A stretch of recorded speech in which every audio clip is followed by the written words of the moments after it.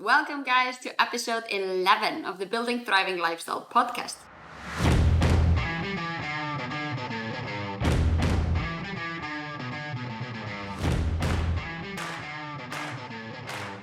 I'm your host, Egiladóttir, and I love to help grow better humans by challenging myself and others. On today's episode, we are going to talk about how you can use hand portions and other tricks to help you be less overwhelmed about your nutrition and more calm and collective when it comes to your nutrition.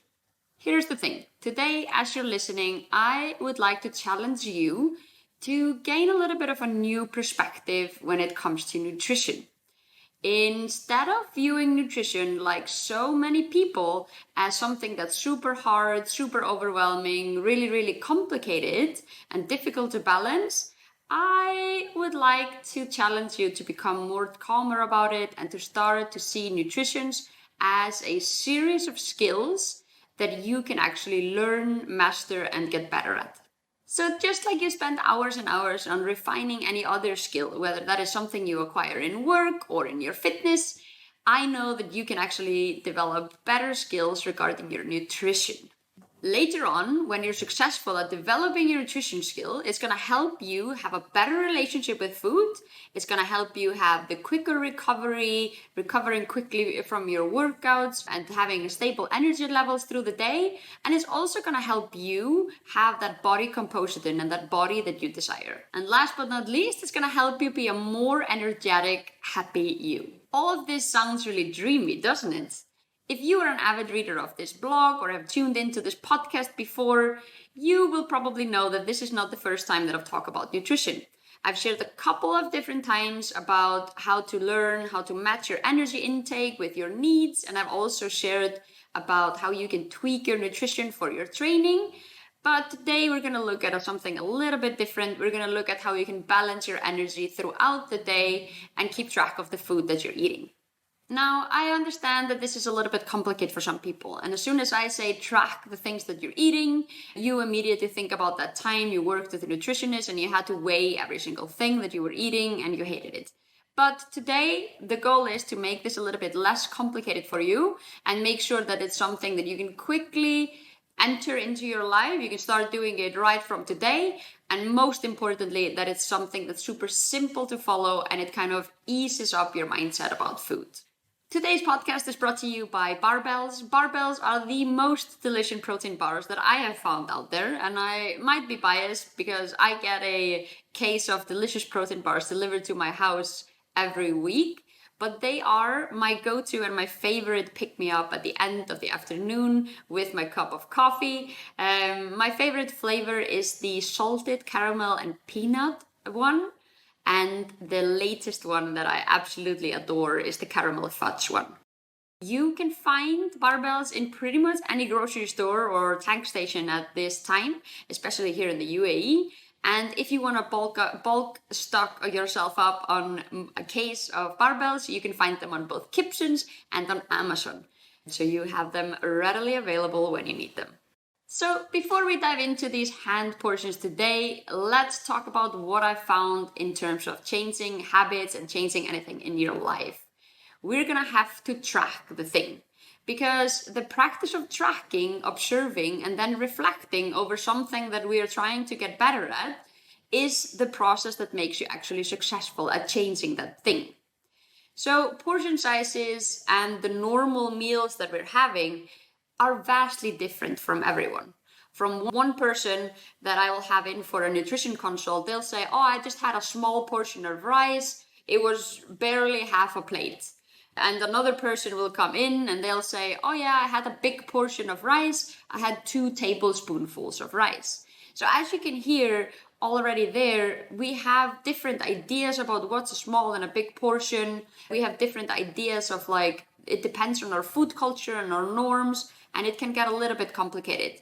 So for me as a nutrition coach, the first thing that I want to do with a client is to kind of establish the same language, make sure we're both speaking English and we're both speaking in the same portion sizes so that we can start to realistically evaluate those calories that are going in and eventually either being used or being stored away. This, in some ways, means that in order to make nutrition less fluffy, less overwhelming, and more concrete, we're going to have to find that mutual communication so that we can start to track the same thing. So when you say, I had X amount of rice, I know exactly what that is, and then I can help you adjust accordingly. And this is because it's not for everyone to start bringing out the scale, weighing out every single gram and ounce of thing that you're eating. That's just not for everyone. That might be for some bodybuilders and some people that enjoy that, but the vast majority of people, they don't have a scale on the table and they would prefer not to. So let's look at hand portions to establish this common language. So basically, hand portion is a way to use your own hands as a personalized and portable portion sizing tool for you. Your hands are luckily the same size as your body, so this method is already taken into account any size difference. So if you imagine me next to a 2 meter or 6 foot tall guy, he will obviously have bigger hands than me. So 2 cupped handfuls for him are going to automatically be bigger than 2 cupped handfuls for me. So when you listen to the following advice, just keep that in mind. So the hand portions, they go like this. We measure proteins in the size of our palms. That is, the palms without the fingers. It's roughly the same size and thickness as your palm. We use our cupped handful or a cupped hand like this to measure carbohydrates. And then we use a thumb to measure the fats. That's super simple, right? So the advantages of using a hand portions is that number one is that your hands, they go with you wherever you go.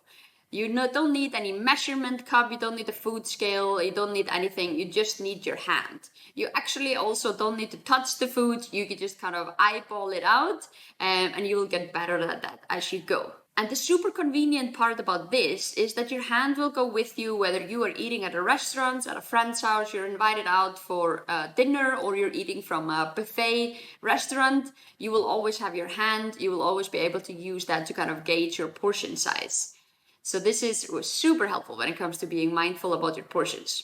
Number two is, like I mentioned before, is that they are proportional to your body and they will always stay the same.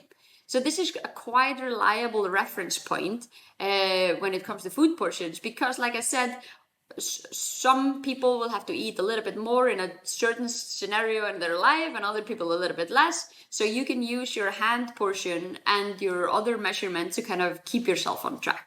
Here's one for the naysayers as well, that studies have shown that hand portions are about 95% as accurate as measuring your foods with cups and scales. As cups and scales have up to 25% lag, it seems like the cupped handfuls or the portion sizes with your hands are actually a close second with 95% reliability. So what is the lesson here? The lesson is that you can start establishing a baseline for yourself with just using your hands. You can start straight from today. And in a second, I'm going to share with you how many cupped handfuls and protein portions you'd be aiming for each day. And this can kind of help you get a rough estimate. So once you've kind of figured out what you're currently consuming, you can compare it with the guideline and kind of see where you might be a little bit off or need some improvement. Before I dive in, we're gonna have a little bit of a disclaimer though. So as I said before, depending on the season in your life, depending on your physical activity, and depending on the intensity of your exercise, this may vary for you slightly.